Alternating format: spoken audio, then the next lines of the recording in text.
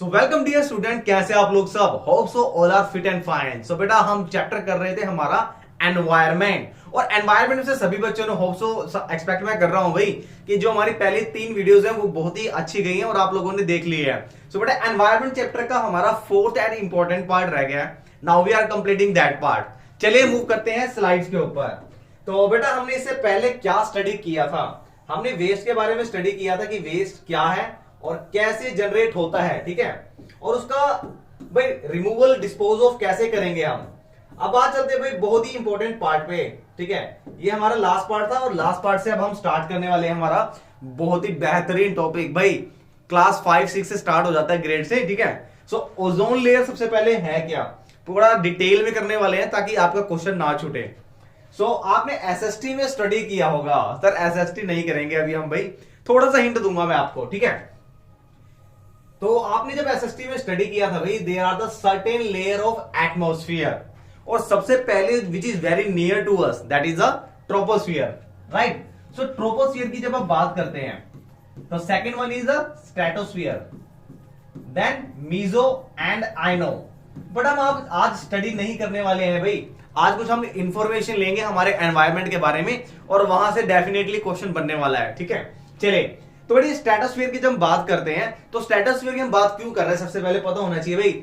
Important topic ले रहे हैं हम ओजोन लेयर का, ठीक है। सो ओजोन लेयर है क्या और इसका मेनली वर्किंग क्या है? सो ये एक तरीके की प्रोटेक्टिव लेयर है, ठीक है। Ozone layer is one kind of the protective layer. अच्छा प्रोटेक्टिव लेयर है तो हमें किसी चीज से तो प्रोटेक्ट कर रही होगी, दैट प्रोटेक्ट अस। किससे प्रोटेक्ट करेगी? That protect us from the harmful radiation. अब वो हार्मफुल कौन सी रेडिएशन है भाई? UV radiation. ये कहां से आती है? ये सन से आती है। So it is a protective layer that protect us from the harmful ultraviolet radiation of sun, ठीक है। अभी अल्ट्रावायलेट रेडिएशन से हमें प्रोटेक्ट कर रही है तो इसके बारे में इंफॉर्मेशन इतना तो पता होना चाहिए भाई, वेयर इज इट फाउंड। सो कहां मिलती है भाई? पूरा हिंट दिया मैंने, it is found at stratosphere. Troposphere में भी मिलती है बट इतनी नहीं मिलती है कंसेंट्रेशन उसकी। If you talk about the maximum concentration of ozone layer, so ozone layer की जो मैक्सिमम कंसेंट्रेशन होती है वो 25 किलोमीटर से 30 किलोमीटर में मिलती है। और ये हमारा कौन सा लेयर आ जाता है भाई? जहां पे हमारा एटमॉस्फेयर एग्जिस्ट करता है, ठीक है, दैट इज द स्ट्रेटोस्फियर। चलिए भाई इसके बारे में और कुछ इंफॉर्मेशन लेते हैं। ओजोन लेयर सबसे पहले बनती कैसे है? ये तो ओजोन लेयर के बारे में होगा कि ये एक प्रोटेक्टिव लेयर है जो हमारी अल्ट्रावायलेट रेडिएशन को स्टॉप करती है, ठीक है, और हमारे आने तक रोकती है। बट इसकी फॉर्मेशन का रीजन क्या है, बनती कैसे है? चलिए डिस्कस करते हैं। हमारी जो सबसे इंपॉर्टेंट गैस है that is oxygen gas. So what happen with the stratosphere when this radiation reaches to the atmosphere. जैसे ये रेडिएशन, कौन सी रेडिएशन भाई? अल्ट्रावायलेट रेडिएशन, ये यूवी रेज आ रही है, ठीक है। जब ये यूवी रेज हमारे स्ट्रेटोस्फियर में आती है सो यहां पे जो ऑक्सीजन प्रेजेंट होती है इट गेट फोटो डिसोशिएट। बहुत ही बेहतरीन वर्ड है, फोटो डिसोशिएट। फोटो का मतलब क्या है भाई? लाइट, ठीक है, एंड डिसोशिएट की अगर हम बात करते हैं तो ब्रेक डाउन होना। सो होगा क्या कि जैसे ही रेडिएशन हमारे एटमॉस्फेयर में पहुंचती है स्ट्रेटोस्फियर में तो क्या होगा, फोटो डिसोशिएट हो जाएगा और oxygen get break down into O+O। Now the single O, ये जो O है it react with the another molecules of oxygen and form O3 that is called ozone gas. Got it? So ozone के बनने का reason क्या है भाई? Photo dissociation, यानी जो यूवी रेज आ रही है वो फोटो को यानी ऑक्सीजन को ब्रेक कर देगी और वो ये जो सिंगल मोनो एटम है ये ऑक्सीजन एटम के साथ कंबाइन कर जाएगा भाई, और कंबाइन करने के बाद finally it give O3 ozone जो हमें प्रोटेक्ट कर रही है, ठीक है। तो भाई इतना तो था कि इसकी फॉर्मेशन हो गई है, बट क्या है कि भाई एक्चुअली रीजन क्या होता है? हमारी आदत है भाई, ह्यूमन नेचर है, टांग अड़ानी है भाई, ठीक है। अब भाई साहब बेचारे इतना अच्छा काम कर रहे थे बट हमें क्या है, हमें टांग तो उड़ानी है भाई, ठीक है, और टांग क्या अड़ानी है, हमें इसे डिस्ट्रॉय करना है। ठीक है, बट करना नहीं है अभी, एक्चुअली में ये ह्यूमन एक्टिविटीज है। So there are the certain activities that are making damage to this layer. So वो डैमेज हो रहा है, तो उस डैमेज को स्टडी करते हैं भाई, ये किस वजह से हो रहा है और कौन कर रहा है। चलिए भाई, तो सबसे पहले हमें स्टडी करना है भी ओजोन लेयर क्या था, ओजोन लेयर बन कैसे रही है। बट क्या हो रहा है भाई, ह्यूमन की एक्टिविटीज की वजह से उसका डिप्लेशन हो रहा है, ठीक है।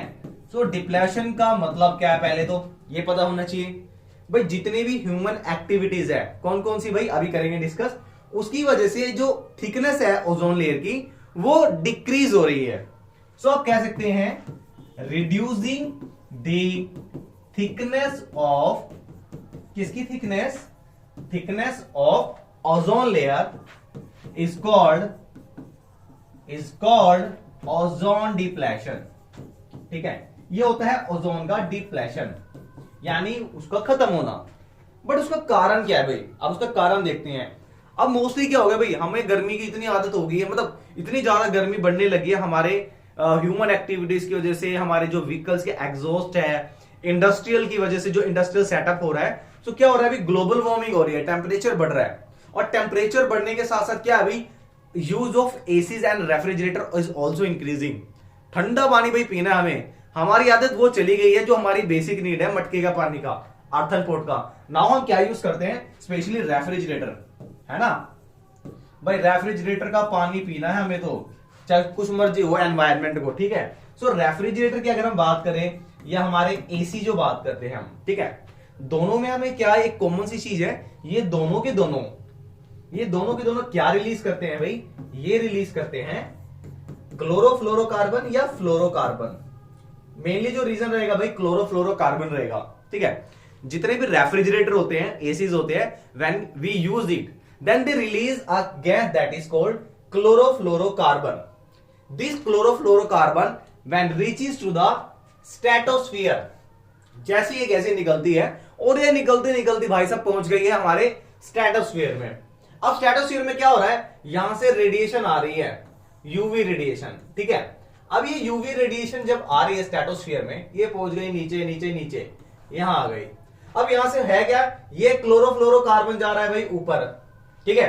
अब क्लोरोफ्लोरोकार्बन जब यूवी रेस के कांटेक्ट में आता है तो क्या करेगा, ये एक रेडिकल बनाता है, और वो रेडिकल है भाई ClO, यानी क्लोरीन का एक रेडिकल बनाएगा, ठीक है। ये क्लोरीन का एक रेडिकल है, ये क्लोरीन का जो रेडिकल है ये क्या करेगा, यहां पर जो हमारी ओजोन लेयर है बेचारी, ठीक है, इस ओजोन लेयर को डिप्लेक्ट करना स्टार्ट कर देगा, ठीक है। मतलब क्या है, हमारी ही एक्टिविटीज की वजह से एक गैस निकल रही है, और वो जो गैस क्लोरोफ्लोरो या एटमोस्फेयर में जा रही है, तो वहां पे क्लोरीन का एक रेडिकल बना रही है जो ओजोन को डिप्लेक्ट कर रहा है, ठीक है। इसके अलावा एसी और रेफ्रिजरेटर के अलावा क्या कोई और भी कारण है, बिल्कुल है। एक बेटा एरोसोल है, एरोसोल स्प्रे, इसको हम एक प्रोपेलेंट की तरह यूज करते हैं, ठीक है, प्रोपेलेंट की तरह। ये भी one of the most important reason of depleting of ozone layer. ये भी क्या करेगा, क्लोरोफ्लोरोकार्बन को या फ्लोरोकार्बन को रिलीज करेगा, and the same process happen, ये गैस ऊपर जाएगी, यूवी रेस के कांटेक्ट में आया, और क्या हुआ, ओजोन का डिप्लेशन स्टार्ट हो गया, ठीक है। अब डिप्लेशन तो हो गया है, अब डिप्लेशन ये इतना हो गया है डिप्लेशन कि इसकी वजह से क्या होगा कि जो ओजोन लेयर है, ओजोन लेयर के अंदर एक होल हो गया है, छेद हो गया भाई। इतना ज्यादा हम क्लोरोफ्लोरोकार्बन रिलीज कर रहे हैं, ठीक है। मेनली जो रीजन रहेगा वो क्लोरोफ्लोरोकार्बन है। कुछ रीजन होते हैं भाई, मीथेन भी होता है, और नाइट्रोजन डाइऑक्साइड भी हो सकता है, नाइट्रोजन के ऑक्साइड हो सकते हैं, मैंने NO लिख दिया, ठीक है। बट मेनली रीजन क्या रहेगा भाई, क्लोरोफ्लोरोकार्बन, ठीक है। अभी क्या होगा भाई, जैसे जैसे ये जो क्लोरीन का जो रेडिकल था, ये यूवी रेस के कांटेक्ट में आते हैं, और उसके अंदर ओजोन की लेयर में एक होल क्रिएट कर देता है, जिसे हम बोलते हैं ओजोन लेयर का ओजोन होल, ठीक है। अब ये ओजोन होल हो गया भाई। सर ये होल हुआ कब था, मतलब सबसे पहले कहां और कब कैसे ऑब्जर्व किया गया। सो भाई एक एंटार्क्टिका कंट्री है, ठीक है, एंटार्क्टिका, यहां पर 1985 में, मतलब इतना ज्यादा व्हीकल्स का, मतलब एसी का यूज हुआ कि वहां पर इतना ज्यादा गैस रिलीज हुआ कि भाई जो एक गैस बनी थी इतने ज्यादा रेडिकल बन गए कि वहां पर ओजोन जो लेयर थी पूरी उसमें कंप्लीटली दिख रहा था भाई साहब कि वहां पे एक होल हो गया है और वहां से भाई रेडिएशन आ रही थी अर्थ सरफेस पे। वो क्लियरली ऐसे दिख रहा था कि बादल फट चुका है और उसके बीच में से रेडिएशन आ रही है। जैसे देवता आते थे ना भाई, एक मूवी में देखा होगा अमिताभ बच्चन और वो किसकी सलमान की मूवी थी, उसमें भाई लाइट आती है और नीचे से आते हैं गॉड तुसी ग्रेट हो, ठीक है। इस तरीके से लाइट दिख रही थी वहां से लाइट कलर की कि हाँ रेडिएशन आ रही है। तो ये एक ओजोन होल बन चुका था ह्यूमन एक्टिविटीज की वजह से। भाई अब इतने सारे ये क्रिएट हुआ, फिर होल हुआ, डिप्लेट हो रहा है। तो डिप्लेट होने की वजह से जब ये रेडिएशन अर्थ पे आ रही थी तो इसका कोई रीजन भी होगा भाई, ये क्या कर रहा होगा अर्थ पे रीच करने के बाद, ये क्या कर रहा होगा, ठीक है। इसके कुछ हार्मफुल इफेक्ट होंगे, ठीक है। तो हार्मफुल इफेक्ट क्या आते हैं आप देखते हैं भाई। जो ओजोन डिप्लेशन हुआ है उसका हार्मफुल इफेक्ट क्या है। तो सबसे पहला भाई, जब ये रेडिएशन अर्थ पे पहुंचेगी, when this radiation reach at the earth surface then it cause skin cancer. यानी अल्ट्रावायलेट रेडिएशन इतनी ज्यादा हार्मफुल होती है कि हमारे स्किन पे पैचेस बना देगी and also lead to the skin cancer, right. और कोई क्या होगा, अगर उस रेडिएशन की तरफ हम डायरेक्टली प्रिसेप्ट होते हैं, देखते हैं, तो क्या होगा, it can also lead to loss of vision, और you can say loss of vision के साथ क्या होगा बेटा, एक डिफेक्ट होता है आपका सीबीएसई सिलेबस से वो कट हो चुका है, ठीक है। And the eye lens become milky and blood, आपको धुंधला धुंधला दिखने लगता है इस केस में, तो उसको हम बोलते हैं कैटरैक्ट, ठीक है। कैटरैक्ट एक डिफेक्ट होता है जिसमें आईलेंस होता है वो मिल्की हो जाता है, धुंधला हो जाता है और आप क्लियरली नहीं देख पाते हैं। वो किसकी वजह से होता है भाई, वो अगर अल्ट्रावायलेट रेडिएशन हमारी आईज पर गिर जाए, फॉल हो जाए, देन वो हो सकता है हमें, ठीक है। और क्या रीजन है भाई, अगर देखा गया है, ये ऑब्जर्व किया गया है कि अगर ये रेडिएशन कौन सी, यूवी रेडिएशन, अगर यूवी रेडिएशन अर्थ पे रीच कर जाए, अर्थ पे फॉल कर जाए, तो जो फोटोसिंथेसिस है इसका रेट 10 से 25% फॉल कर जाएगा। तो यानी आप कह सकते हैं कि फोटोसिंथेसिस के प्रोसेस को स्लो करना या उसको डिक्रीज करना, रिड्यूस कर देना उसका रेट को, वो भी एक अल्ट्रावायलेट रेडिएशन का हार्मफुल इफेक्ट है, ठीक है।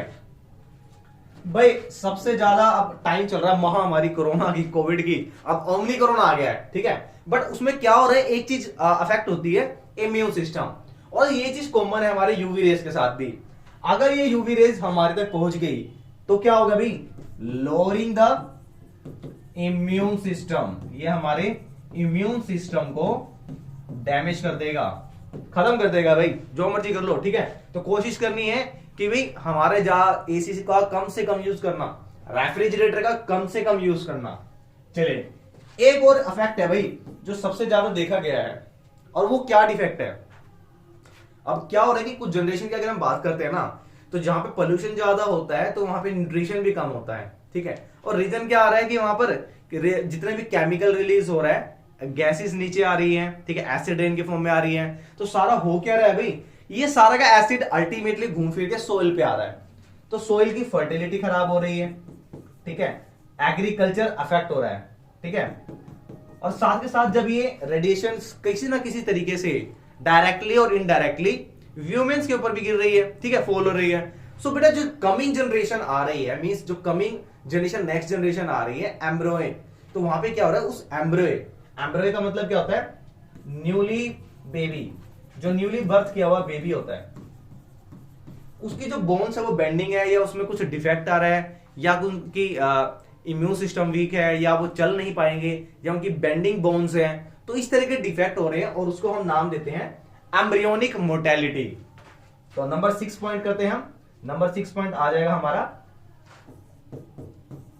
Embryonic mortality. एम्ब्रियोनिक मोर्टेलिटी बहुत ज्यादा देखा जा रहा है कि जहां पे क्लोरोफ्लोरो की कंसंट्रेशन बहुत ज्यादा है, वहां की जो न्यूली बर्थ जनरेशन आ रही है उनमें कोई ना कोई बॉडी के अंदर डिफेक्ट आ रहा है। So these are the harmful effect of the ozone depletion. So यहां से बेटा क्वेश्चन बन सकता है। तो मैंने आपको 6 पॉइंट बताए कि हार्मफुल रेडिएशन के, ठीक है। उससे पहले हमने किया था कि ओजोन बनती कैसी है, तो फॉर्मेशन के ऊपर क्वेश्चन आ सकता है, ठीक है। ओजोन होल क्या होता है और उसमें मेनली रीजन क्या है, और ओजोन होल सबसे पहले कहां देखा गया था, ठीक है, ओजोन लेयर क्या है और उसके कोज क्या है डिप्लेशन का, तो ये सारा हमने ऑलमोस्ट डिस्कस कर लिया।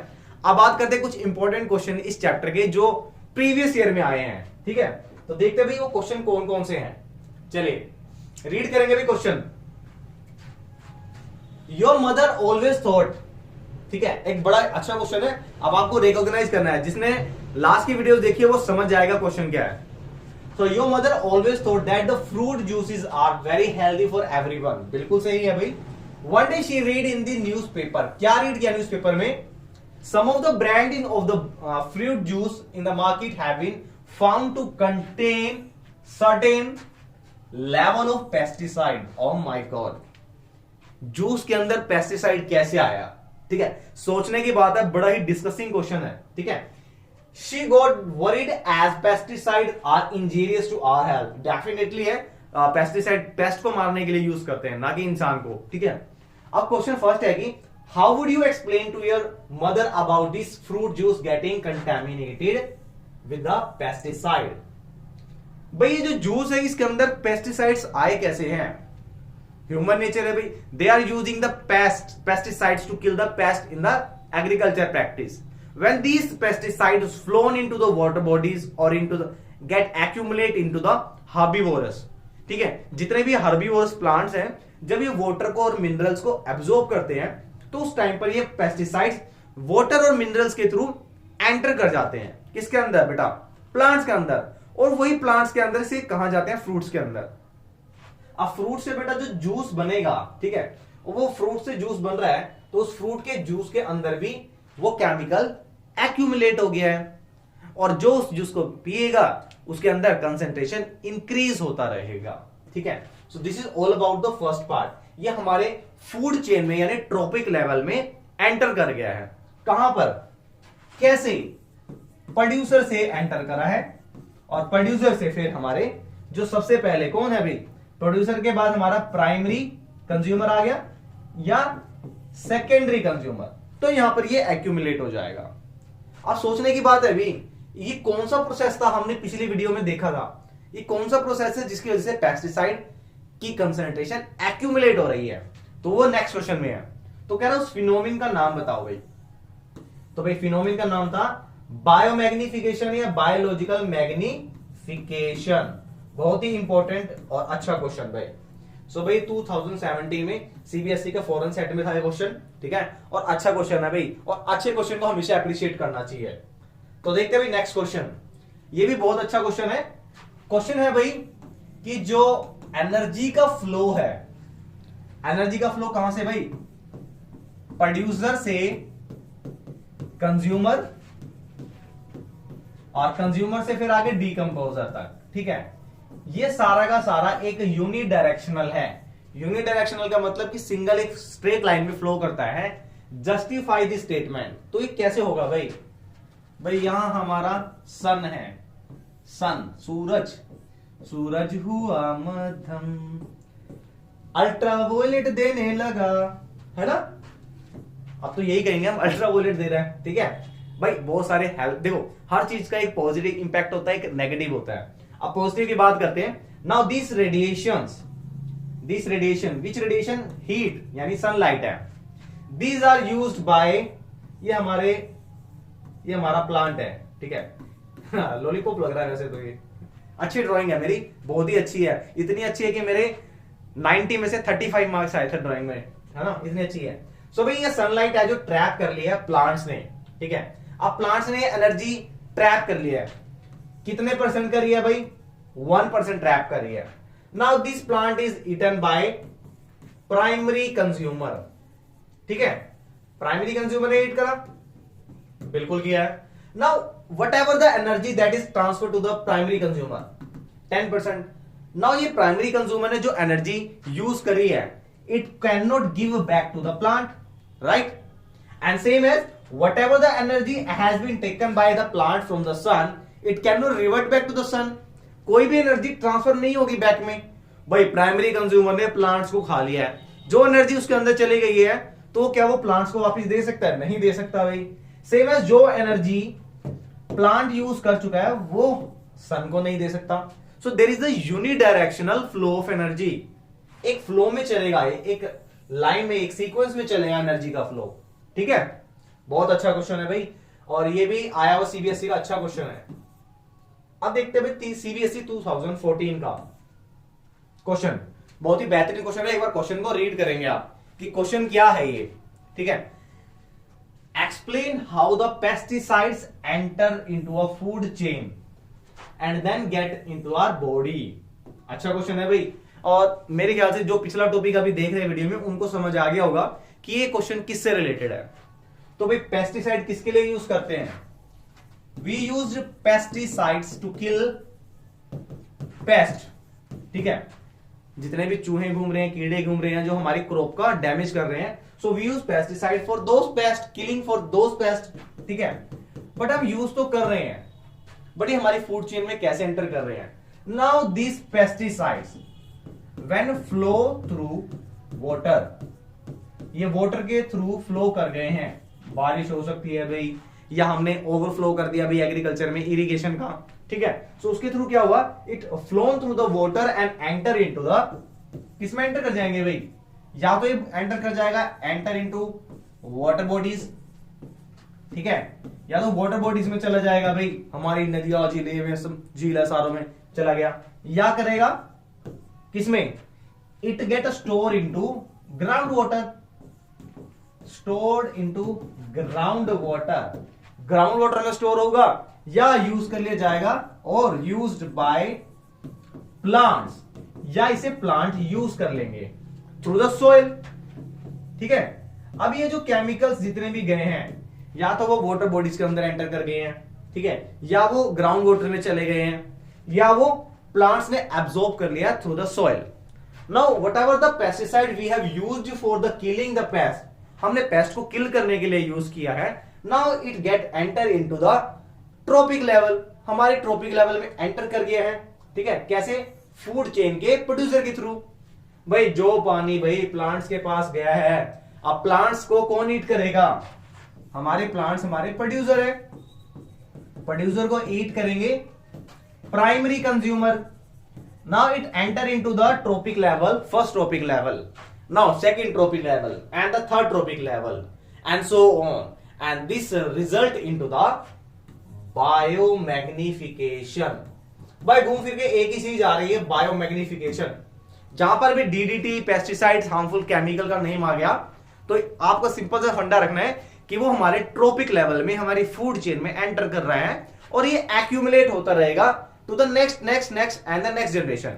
जनरेशन का मतलब है हमारा जो दूसरा ट्रॉपिक लेवल है, एक लेवल से दूसरे, दूसरे से तीसरे, एंड फाइनली हमारे टर्शरी ग्रुप में पहुंच जाएगा, और जो भी टर्शरी एनिमल्स को ईट करेगा ये उसके अंदर ज्यादा एक्यूमुलेट हो जाएगा। ठीक है, सो अच्छा क्वेश्चन था। चलो भाई एक बेहतरीन एनसीईआरटी का एग्जाम्पलर का क्वेश्चन है, सो इसको छोड़ेंगे नहीं। आपको डिस्कस करना है कि कुछ एग्रीकल्चर प्रैक्टिस, ऐसी कौन कौन सी एग्रीकल्चर प्रैक्टिस है जो हमारे एनवायरमेंट को पोल्यूट कर रहे हैं। सो मैंने एक थोड़ा डिटेल में दिया हुआ है, ठीक है, इसको थोड़ा सा डिस्कस करेंगे भाई। क्या इंपॉर्टेंट क्वेश्चन है, और एग्जाम्पलर हमने छोड़ने नहीं है भाई। चलिए भाई, अब एग्रीकल्चर प्रैक्टिस में सबसे पहले अभी जस्ट करके आए हैं हम केमिकल और पेस्टिसाइड यूज कर रहे हैं, तो उससे क्या होगा भाई? ये हमारे फर्टिलाइजर पेस्टिसाइड यूज कर रहे हैं, सो उससे क्या होगा? पोल्यूशन होगा। तो फर्स्ट पॉइंट हम इसको देंगे भाई। यहां मैंने नंबर 2 पे लिखा है, बट ये नंबर 1 पे होना चाहिए क्योंकि अभी करके आए हैं बस। ठीक है, अच्छा और क्या हो सकता है हमारी एग्रीकल्चर प्रैक्टिस का एनवायरमेंट पे पोल्यूशन?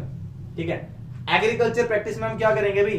केमिकल्स का ज्यादा यूज करेंगे, या एक्सटेंसिव क्रॉपिंग करेंगे, बहुत ज्यादा क्रॉपिंग कर दी है, न्यूट्रिएंट बच ही नहीं रहे हैं भाई, तो सोइल की फर्टिलिटी डैमेज हो जाएगी, और क्या होगा भाई? सोइल हमारी इरोड हो जाएगी या बैरन हो जाएगी, बिल्कुल रेतीली हो जाएगी। तो एक लिमिट में करना चाहिए काम। ठीक है, ऐसे नहीं है कि क्रॉप रोटेशन हम कर ही नहीं रहे, एक क्रॉप को लगाए जा रहे हैं, उसको बेचारे को टाइम चाहिए सोइल को। ठीक है, अच्छा वाटेज की शॉर्टेज, मैंने आपको बताया था अभी ग्राउंड वाटर के बारे में। सो ग्राउंड वाटर बेटा लिमिटेड है, और आपको एक बता दूं बात कि जो ग्राउंड वाटर है ना, उसका लेवल अल्टीमेटली हर ईयर बहुत ही गिरता जा रहा है, कि हमारे पास ग्राउंड वाटर बच ही नहीं रहा है। तो ग्राउंड वाटर का एक प्रॉपर एस्टिमेटिंग यूज करना चाहिए। ठीक है, उसकी शॉर्टेज से बहुत दिक्कत हो जाएगी। और आपको एक बार साइंस फैक्ट बताने वाला हूं भाई ओजोन लेयर के बारे में, ठीक है। बायोमैग्निफिकेशन मैंने आपको बताया भाई, बायोमैग्निफिकेशन से भी पोल्यूशन हो रहा है, हमारा ट्रॉपिक लेवल डिस्टर्ब हो रहा है। And last one is very very important, deforestation. भाई डिफॉरेस्टेशन नहीं होगा अगर तो क्या होगा, हार्वेस्टिंग हुआ मतलब कट कर दिए भाई प्लांट्स को, ट्रीज को कट कर दिए, तो एक नेचुरल हैबिटेट है जो वो हैबिटेट डिस्टर्ब हो गया है, और उसके डिस्टर्ब होने से बेटा वाइल्ड लाइफ डिस्टर्ब हो जाएगा और हमारा डैमेज हो जाएगा नेचुरल रिसोर्सेज का, और अल्टीमेटली क्या हो जाएगा भाई, पॉल्यूशन, ठीक है। सो अच्छा क्वेश्चन था। एक लास्ट क्वेश्चन करते हैं भाई, उसके बाद मैं आपको साइंस फैक्ट बताने वाला हूं, ठीक है। और ये क्वेश्चन हमने लिया भाई आपका कॉम्पिटेंसी बेस्ड लर्निंग का पैराग्राफ है, ठीक है। चले भाई क्वेश्चन को रीड करेंगे, मैं साइड हो जा रहा हूं, आप इसका स्क्रीनशॉट ले लेंगे, और बहुत अच्छा क्वेश्चन है, इसमें ने 5 पार्ट्स दिए हैं, ठीक है। इन 5 पार्ट्स को डिस्कस करेंगे। यहाँ पे भाई ग्रास है, यहाँ पे आपका हर्बीवोरस ग्रास ऊपर है, यहाँ पर रैट है आपका, ये आपका रैबिट, और यहाँ पे एक स्नेक है आपका, और यहाँ पे भाई आपने इसको सुना होगा नेवला बोलते हैं जिसे आप, ठीक है। और लास्ट में आपका आउल है, उल्लू। क्या कह रहे हो सर, ये तो हमारे घर का नाम है, पापा बुलाते हैं, है ना। हाँ ऐसे ही होगा। चलो भाई, अब वो कह रहा है भाई फूड चेन इंपॉर्टेंट है सर्वाइवल के लिए, बिल्कुल सही है।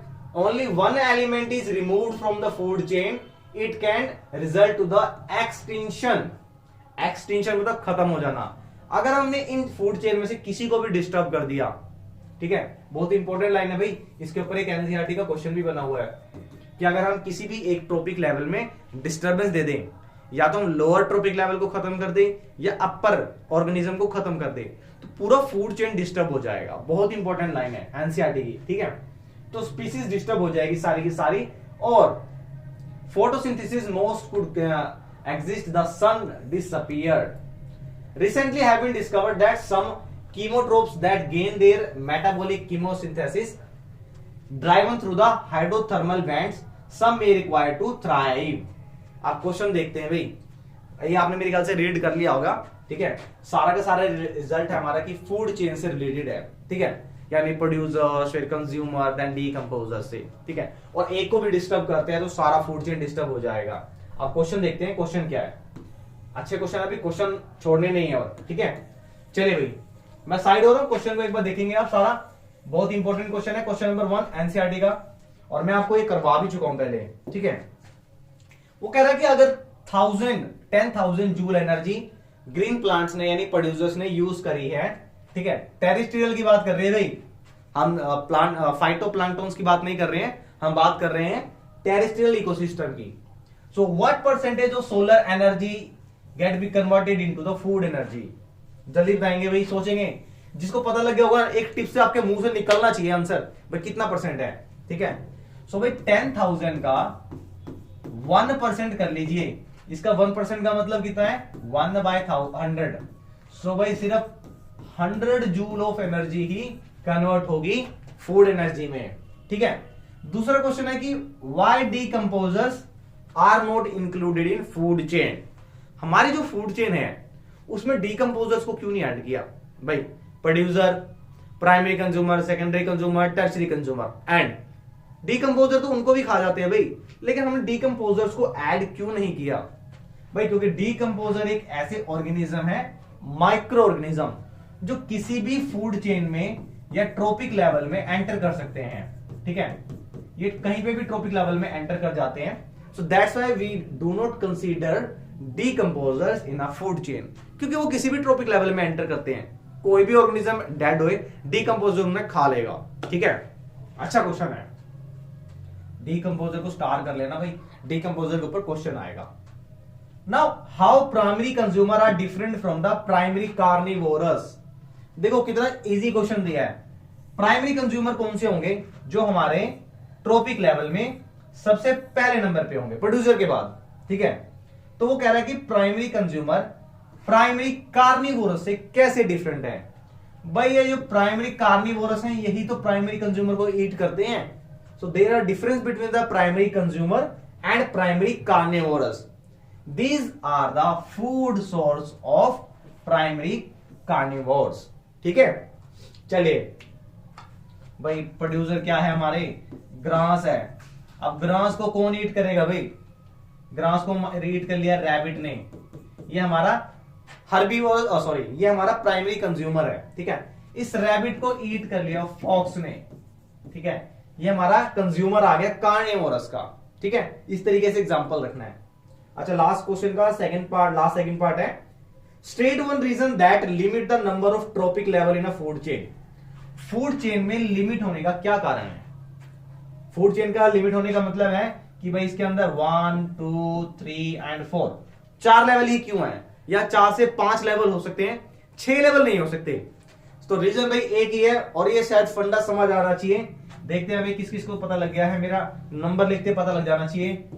10% लो, 10% लोगों के अकॉर्डिंग बेटा ओनली 10% एनर्जी ट्रांसफर होती है, और ये 10% एनर्जी हमारे मैक्सिमम 4 लेवल तक चलती है, ठीक है, 4 या 5, तो 4-5 लेवल से ऊपर तक नहीं जाता है। और हमारा यही रीजन है कि हमारा जो फूड चेन है या ट्रॉपिक लेवल है वो लिमिटेड हो जाता है, ठीक है। अच्छा, अब लास्ट है भाई, और ये वीडियो पे मुझे कम से कम 100 लाइक चाहिए भाई, और शेयर कर दिया करो भाई। और हमने साइंस फैक्ट का एक नया एक्सपेरिमेंट का फंडा स्टार्ट किया है चैनल पे, सो मोस्ट लाइकली चैनल रहेगा इस बार का। और जितने भी डाउट होते हैं भाई मैथमेटिक्स और साइंस की, कमेंट कर दिया करो, जो भी डाउट है वो कमेंट किया करो, साथ के साथ पूरे हो जाएंगे, ठीक है। बहुत ख्याल रखते हैं हम आपका, तो थोड़ा सा ध्यान आप हमारा भी रखिए। चलिए भाई, in a given food web name the organism which in the highest accumulation of toxic substance।